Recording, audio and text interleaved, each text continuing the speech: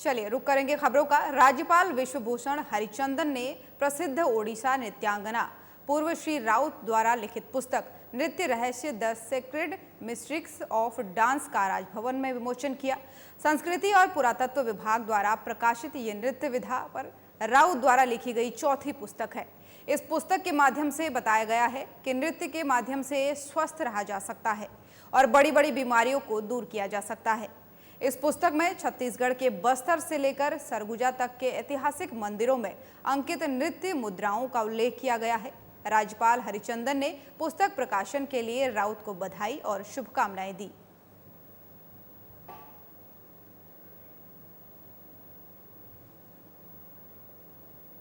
तो रायपुर से खबर आपको बता रहे हैं, जहां राज्यपाल विश्वभूषण हरिचंदन ने किया पुस्तक का विमोचन। इस दौरान कई सारे लोग भी मौजूद रहे। आपको बता दें कि प्रसिद्ध ओडिशा नृत्यांगना पूर्वश्री राउत द्वारा लिखी गई पुस्तक का इस दौरान विमोचन हुआ। नृत्य रहस्य द सेक्रेड मिस्ट्रिक्स ऑफ डांस का राजभवन में विमोचन हुआ। वहीं संस्कृति और पुरातत्व विभाग द्वारा प्रकाशित ये नृत्य विधा पर राउत द्वारा लिखी गई चौथी पुस्तक है। इस पुस्तक के माध्यम से बताया गया है कि नृत्य के माध्यम से स्वस्थ भी रहा जा सकता है और बड़ी बड़ी बीमारियों को दूर किया जा सकता है। इस पुस्तक में छत्तीसगढ़ के बस्तर से लेकर के सरगुजा तक के ऐतिहासिक मंदिरों में अंकित नृत्य मुद्राओं का उल्लेख किया गया है।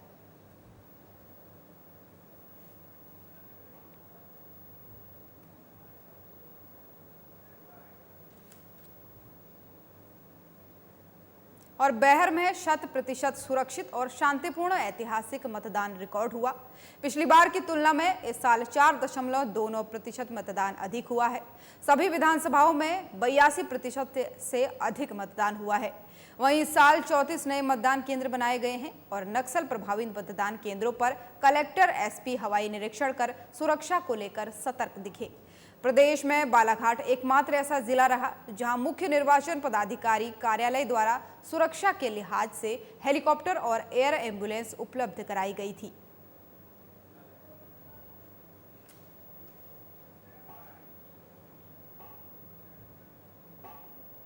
तो खबर बैहर से आपको बता रहे हैं, जहां 100% सुरक्षित और शांतिपूर्ण ऐतिहासिक मतदान रिकॉर्ड हुआ है। आपको बता दें कि यहां पर पिछली बार की अपेक्षा इस बार ज्यादा मतदान हुआ है। 4.29% अधिक मतदान होता यहां पर दिखा। आपको बता दें कि सभी विधानसभाओं में 82% के तकरीबन मतदान हुआ है। वहीं इस दौरान हवाई निरीक्षण भी किया गया सुरक्षा को लेकर के, क्योंकि ये नक्सल प्रभावित इलाका है और इस दौरान सुरक्षा की ज्यादा बंदोबस्त देखा गया। वहीं आपको बता दें कि हेलीकॉप्टर और एयर एम्बुलेंस सुविधा भी यहां पर उपलब्ध कराई गई थी।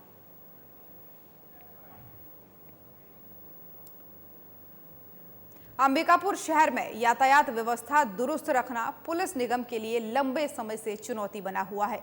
छठ पूजा शुरू हो चुकी है और उधर जाम की स्थिति निर्मित हो रही है। छठ व्रती महिलाएं छठ पूजा सामानों की खरीदारी करने निकल तो रही हैं, लेकिन जगह जगह जाम के कारण वो घंटों फंस रही है। यातायात विभाग और निगम द्वारा चयनित किए गए पार्किंग स्थल पर भी फुटपत्तियों ने एक बार फिर से कब्जा करना शुरू कर दिया है।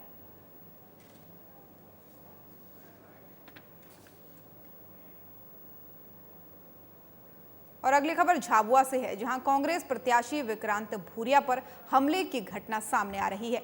दरअसल चुनाव के अंतिम दिन झाबुआ विधानसभा के ग्रामीण क्षेत्रों में विक्रांत भूरिया गुजर रहे थे, तभी अंतरवेलिया गांव में गाड़ियों पर पथराव करने का मामला सामने आया। घटना देर रात की बताई जा रही है और इस दौरान कांग्रेस प्रत्याशी की गाड़ी को नुकसान पहुंचा। इसमें एक व्यक्ति को गंभीर चोटें भी आई हैं, जिसे सरकारी अस्पताल में भर्ती करवाया गया।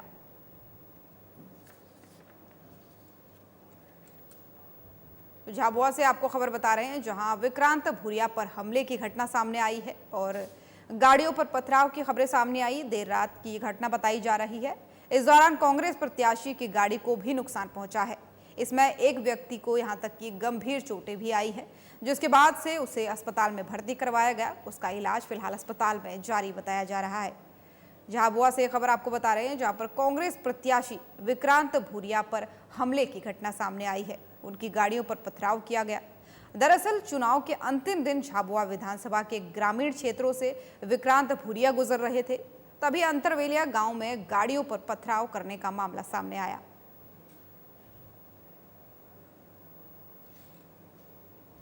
रात में आज हम लोग पुलिस थाने में खड़े हैं और जिस तरह से अब जब हम लोग अंतरवेलिया जा रहे थे तब वहाँ पर भाजपा के कार्यकर्ताओं ने हमें रोककर पूरी गाड़ियों को फोड़ डाला, पूरे कांच फोड़ डाले। हमारे एक साथी को गंभीर चोट सर में आई है, पूरा खूना खून हो गया।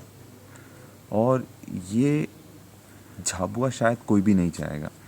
आज पूरा समाज खौफ में है, व्यापारी वर्ग खौफ में है, महिलाएं खौफ में हैं और हम ऐसा झाबुआ कभी ना बनने देंगे। अब आपको निर्णय लेना है कि क्या हम झाबुआ में गुंडागर्दी चाहते हैं, गोफन राज चाहते हैं, डर का साम्राज्य चाहते हैं, माफिया राज चाहते हैं, या हम एक साफ सुथरा झाबुआ चाहते हैं। आज मुझ पर हमला हुआ है, कल किसी और पर हमला होगा। हम आज झाबुआ में मतदान प्रारंभ होने से करीब 6 घंटे पहले झाबुआ विधानसभा सीट के ग्राम नेगड़िया में कांग्रेस प्रत्याशी डॉक्टर विक्रांत भूरिया के वाहनों पर पथराव किया गया। इस हमले में कांग्रेस प्रत्याशी का सुरक्षाकर्मी घायल हो गया। वहीं भारतीय जनता पार्टी के जिला अध्यक्ष प्रवीण सुराना ने कांग्रेस प्रत्याशी विक्रांत भूरिया पर हमला बोलते हुए कहा कि विक्रांत भूरिया को रात को जाने की क्या जरूरत थी। अगर हमला हुआ है तो विक्रांत भूरिया की लापरवाही है। साथ ही प्रवीण सुराना ने झाबुआ जिले की तीनों विधानसभा सीटों झाबुआ, थांदला, पेटलवाद जीतने का दावा भी किया है। ज़्यादातर समय का उसका मुख्य कारण हमारी लाडली बहना योजना है। आज पूरे प्रदेश में और आपको हर मतदान केंद्र पर इसी तरह महिलाओं की भीड़ मिलेगी जो काफ़ी तादाद में मतलब आज शिवराज भैया के पक्ष में अपना मतदान कर रही है और काफ़ी तादाद में भारतीय जनता पार्टी के पक्ष में वोटिंग। अभी जो रात को जो घटना हुई है वो डॉक्टर जो विक्रांत भूरिया कांग्रेस के विधानसभा क्षेत्र झाबुआ के प्रत्याशी में डायरेक्ट आरोप लगा रहे हैं कि भानु भूरिया के लोगों ने और भारतीय जनता पार्टी के कार्यकर्ताओं ने हमला किया। नहीं, ऐसा कुछ भी नहीं भैया। रात को इनको 2 बजे घूमने का किसने बोला था? रात को 2 बजे अगर कहीं जाएंगे तो कुछ भी अप्रत्याशित घटनाएँ हो सकती है, पर हमारे भारतीय जनता पार्टी के कार्यकर्ता काफ़ी सहनशील है और उसने कभी भी किसी लड़ाई में हम लोग विश्वास नहीं रखते हैं। हम तो हमारी लड़ाई हमारे मतदान केंद्र पर लड़ रहे हैं और हमारे कार्यकर्ता बड़ी ताकत से मतदान केंद्र पर हमारे पक्ष में काम करते हैं। झाबुआ जिले की जो तीनों विधानसभा सीटें हैं इसको आप किस तरीके से देख रहे हैं? इसका तीनों विधानसभा सीटों में हम जीत रहे हैं और इन विधायकों का जो 5 साल का पिछला नकारापन कार्यकाल रहा है उसके कारण भी जनता। और अब खबर गरियाबंद से है, जहां आईईडी ब्लास्ट में शहीद आईटीबीपी के शहीद जवान को पुलिस लाइन गरियाबंद में नम आंखों से श्रद्धांजलि दी गई। आपको बता दें कि विधानसभा चुनाव के दूसरे चरण के मतदान के बाद से सुरक्षाकर्मी वापस गरियाबंद स्ट्रांग रूम लौट रहे थे। इस दौरान मतदान केंद्र से कुछ दूर पर पुल के पास माओवादियों के द्वारा आईडी बम लगाए गए, जिससे आईटीबीपी के C-54 के जवान घायल हुए, जिसके बाद से उनकी मौत हो गई। शहीद जवान को श्रद्धांजलि देने के लिए जिला के कलेक्टर आकाश छिकारा, वरिष्ठ पुलिस अधीक्षक अमित तुकाराम कामले, अतिरिक्त पुलिस अधीक्षक DC पटेल समेत आईटीबीपी के समस्त वरिष्ठ अधिकारी और कर्मचारी शामिल हुए। गरियाबंद से आपको खबर बता रहे हैं, जहां शहीद जवान को नम आंखों से श्रद्धांजलि दी गई। गरियाबंद से एक खबर है, जहां पर आईईडी ब्लास्ट में शहीद आईटीबीपी के शहीद जवान को पुलिस लाइन गरियाबंद में नम आंखों से श्रद्धांजलि दी गई। आपको बता दें कि विधानसभा चुनाव के दूसरे चरण के मतदान के बाद से सुरक्षाकर्मी वापस लौट रहे थे, गरियाबंद स्ट्रांग रूम को वापस लौट रहे थे। इस दौरान मतदान केंद्र से कुछ ही दूरी पर माओवादियों ने ब्लास्ट कर दिया और इस ब्लास्ट में आईटीबीपी C-54 बटालियन के प्रधान आरक्षक जोगेंद्र सिंह शहीद हो गए और शहीद जवान को श्रद्धांजलि देने के लिए जिला कलेक्टर समेत कई लोग मौजूद रहे।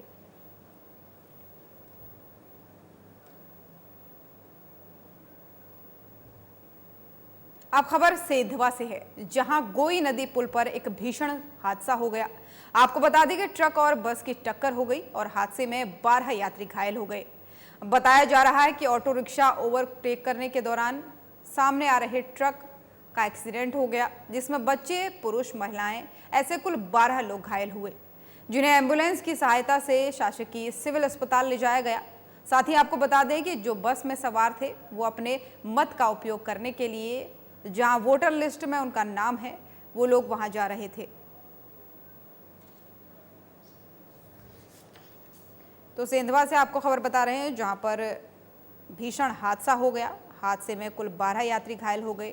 मतदान करने के लिए लोग जा रहे थे। बस में कई सारे ऐसे लोग थे जो मतदान करने के लिए भी जा रहे थे, लेकिन इस हादसे के बाद से कुल 12 लोग घायल हो गए, जिसमें बच्चे, महिलाएं, पुरुष सभी शामिल हैं और जिनको एम्बुलेंस की सहायता से शासकीय सिविल अस्पताल लाया गया, जिसके बाद से उन लोगों का इलाज जारी है। आपको बता दें कि जो बस में सवार लोग थे उसमें से कई ऐसे लोग थे जो मतदान करने जा रहे थे, लेकिन सेंधवा में एक घटना हुई। इस हादसे के बाद से कुल 12 लोग घायल बताए जा रहे हैं।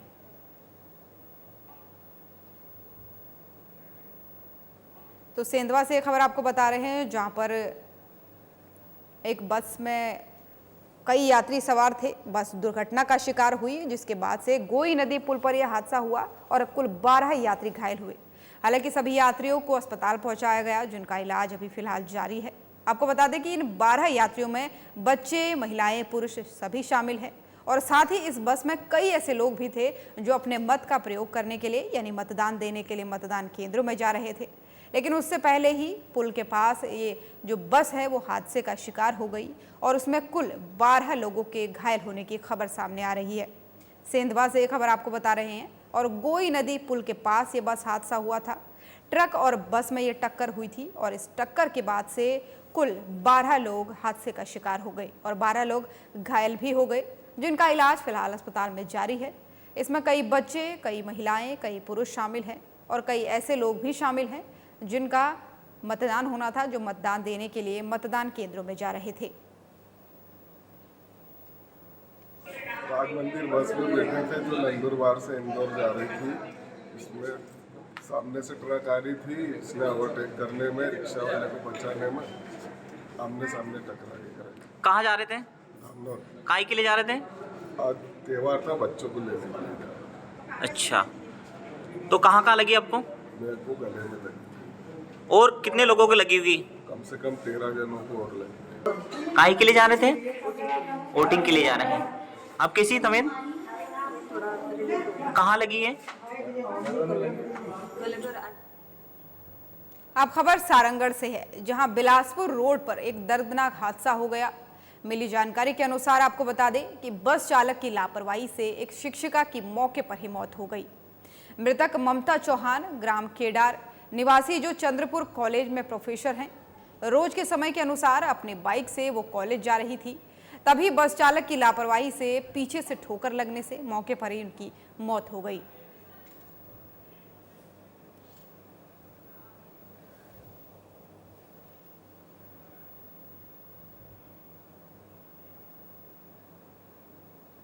मध्य प्रदेश के चुनाव संपन्न हो चुके हैं, शांतिपूर्ण ये चुनाव संपन्न हो चुके हैं। लेकिन अगर बात हम शिवपुरी जिले में करेरा विधानसभा की करें तो यहाँ क्षेत्र के नरवर तहसील के केरुआ गांव में ग्रामीणों ने मतदान का बहिष्कार किया। इसके चलते 2 पोलिंग बूथ पर ना के बराबर मतदान हो सका। आपको बता दें कि मतदान केंद्र संख्या 25 पर केवल 2 वोट डले, वहीं मतदान संख्या 26 पर 11 वोट डाले गए, जो ना के बराबर हैं।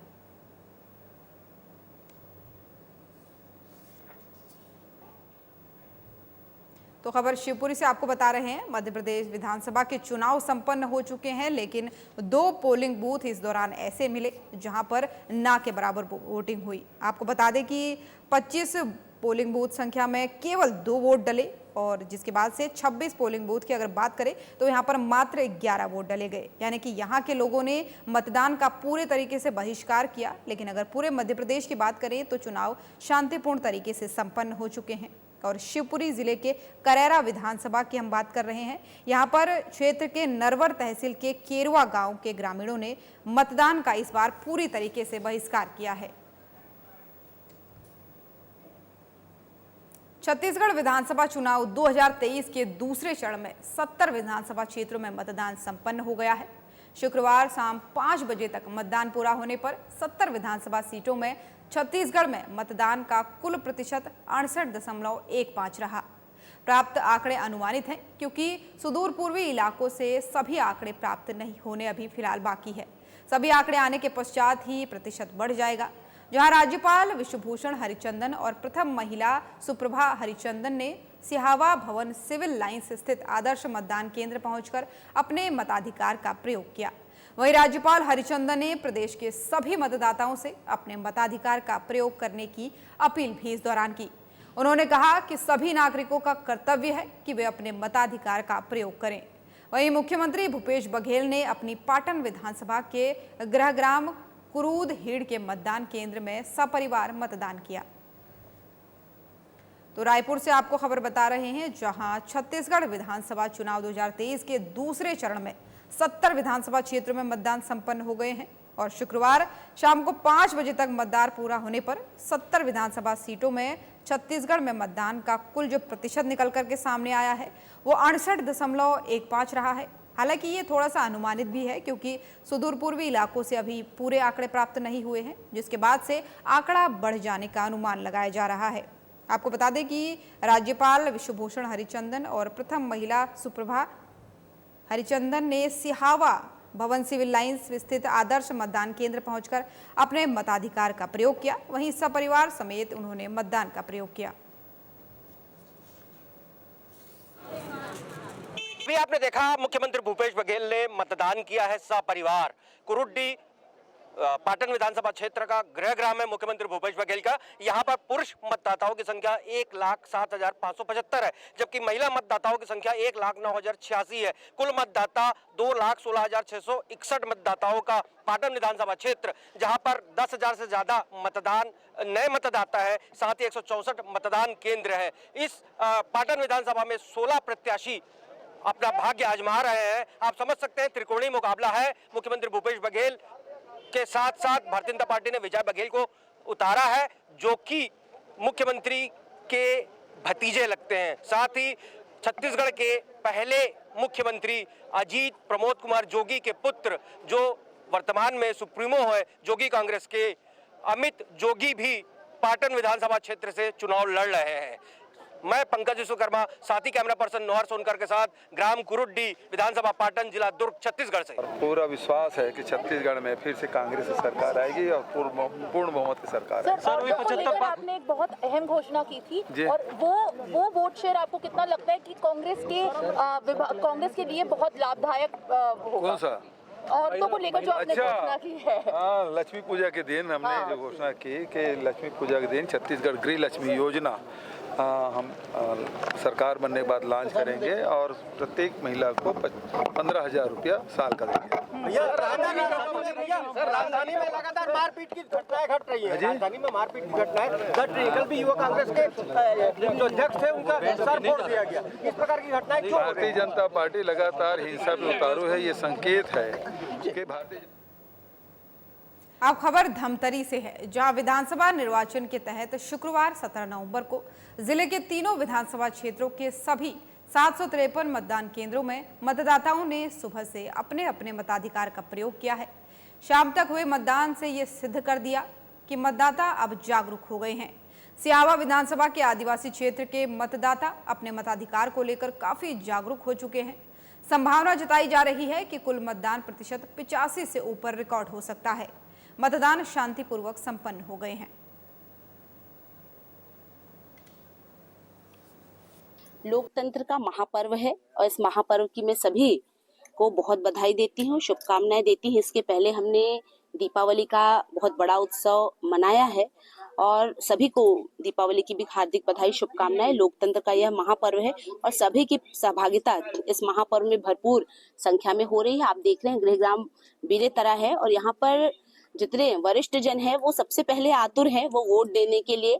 8 बजे से मतदान प्रारंभ है, लेकिन वो 7:30 बजे से यहाँ पर उपस्थित होकर अपने मत का दान करने के लिए, जो बहुत महत्वपूर्ण दान है, वो मत का दान करने के लिए, क्योंकि कहा जाता है कि बूंद बूंद से घड़ा भरता है। निश्चित रूप से एक एक वोट, एक एक मत जब मिलता है तो बहुमत बनता है और बहुमत से वो अपनी विधायक और अपनी सरकार बनाते हैं। आज लोकतंत्र का महापर्व है, 17 तारीख है। आज हमारे छत्तीसगढ़ में मतदान का दिन है और आज मैं सभी कुरुद विधानसभा के क्षेत्र क्रमांक 57 की सभी जनता से यही अपील करूंगी कि आप समय निकाल के अपने मत का उपयोग करें।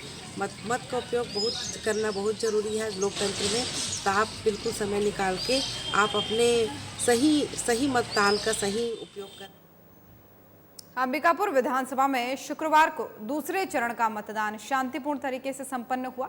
मतदान के दौरान बुजुर्ग, युवा, महिला, पुरुष, दिव्यांग, ट्रांसजेंडर हर वर्ग के मतदाताओं ने मतदान को लेकर गजब का उत्साह दिखाया।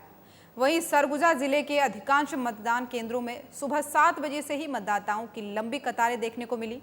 शहरी क्षेत्रों के साथ साथ ग्रामीण इलाकों के मतदान केंद्रों में मतदाता सुबह से ही कतारबद्ध होकर मतदान के लिए अपनी बारी का इंतजार करते दिखे। सुविधाओं की वजह से मतदान करने के लिए लोगों का उत्साह बना रहा। आपको बता दें कि शांतिपूर्ण तरीके से चुनाव संपन्न कराए जा चुके हैं।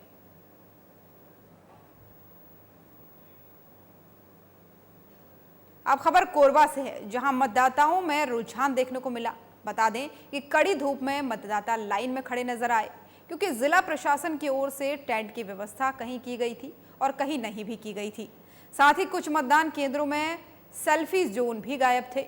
साथ ही आपको बता दें कि कुशमुंडा के विकास नगर पर ईवीएम मशीन खराब होने से 1 घंटा मतदान बाधित भी हुआ।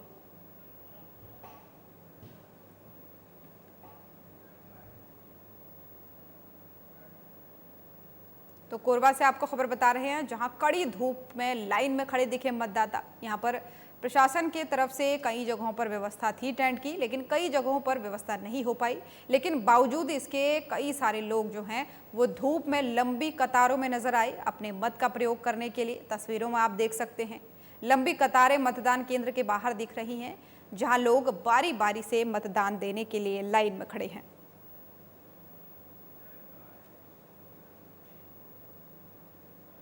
अब खबर पंखाजूर से है, जहां नक्सलियों ने एक ग्रामीण की हत्या कर दी। मिली जानकारी के अनुसार आपको बता दें कि युवक फुटबॉल खेलने गया था और इसी दौरान नक्सली युवक को उठाकर ले गए और गोली मारकर युवक की हत्या कर दी। मृतक युवक गढ़चिरौली जिला के लहरी गांव का रहने वाला बताया जा रहा है। पंखाजूर से खबर आपको बता रहे हैं, जहां नक्सलियों ने एक और घटना को अंजाम दिया है। यहां पर एक युवक की गोली मारकर हत्या कर दी गई है। आपको बता दें कि फुटबॉल खेलने के लिए युवक घर से निकला था, जिसके बाद से नक्सलियों को इस बात का पता चला। उन्होंने युवक को देखा, उसे उठाकर ले गए और जिसके बाद से उसकी बेरहमी से गोलियों से भूनकर हत्या कर दी।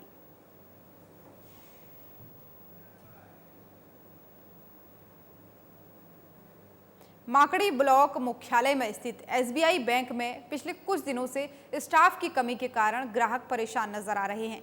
एक ही स्टाफ के भरोसे एसबीआई में नकदी जमा, निकासी सहित अन्य कार्य भी पूरे किए जा रहे हैं, जिससे दूर क्षेत्रों में आने वाले ग्रामीणों को एक ही कार्य के लिए कई बार आना जाना पड़ रहा है। इसी विषय में शाखा प्रबंधक से चर्चा करने पर एक ही स्टाफ होने की जानकारी दी गई।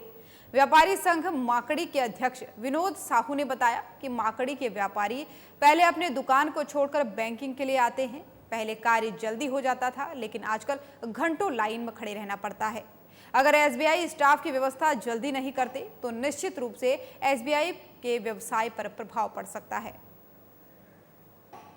माकड़ी से खबर आपको बता रहे हैं, जहां पर एसबीआई की स्टाफ की कमी होने की वजह से, एसबीआई बैंक में स्टाफ की कमी होने की वजह से ग्रामीणों को खासा परेशानियों का सामना करना पड़ रहा है।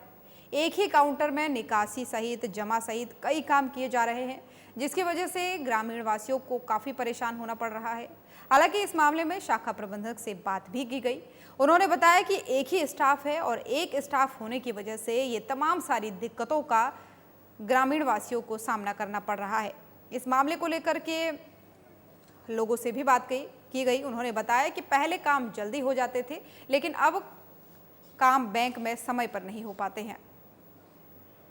स्टेट बैंक माकड़ी में 3 का स्टाफ रहता था, जिससे हम सभी व्यापारियों को जो है केस जमा करने में बहुत आसानी होती थी। अभी भारतीय स्टेट बैंक में स्टाफ की कमी हो गई है, जिसके कारण हमारे व्यापारी भाई जो है जाते हैं, घंटों लाइन में खड़े रहते हैं। पैसा जमा करने में, निकासी में उनको बहुत परेशानी हो रहा है। अगर भारतीय स्टेट बैंक में स्टाफ और नहीं दिया जाता है तो इससे उनके व्यवसाय पर निश्चित तौर से प्रभाव पड़ेगा। तो आरबीआई कांकेर से हमारा यही निवेदन है कि हमारे जो व्यापारी बंधुओं का शिकायत यही है कि यहाँ स्टाफ की बहुत ज़्यादा कमी है। स्टाफ की व्यवस्था शीघ्र से कर दें। मैं आया हूँ सर खाता खुलवाने गुड़िया का। केवासी पामरा वाले बहुत आ रहे हैं, उसकी वजह से परेशानी हो रहा है मेरे को। 3 दिन से आ रहा हूँ मैं यहाँ गुड़िया का खाता खुलवाना कर, हो ही नहीं रहा है। आज भी नहीं होगा ऐसा लग रहा है। क्या कारण है? क्या स्टाफ का कमी होगा, तो टेबल में बैठ ही नहीं रहे। मध्य प्रदेश छत्तीसगढ़ की खबरें देख रहे थे आप। खबरों में फिलहाल इतना ही। नमस्कार।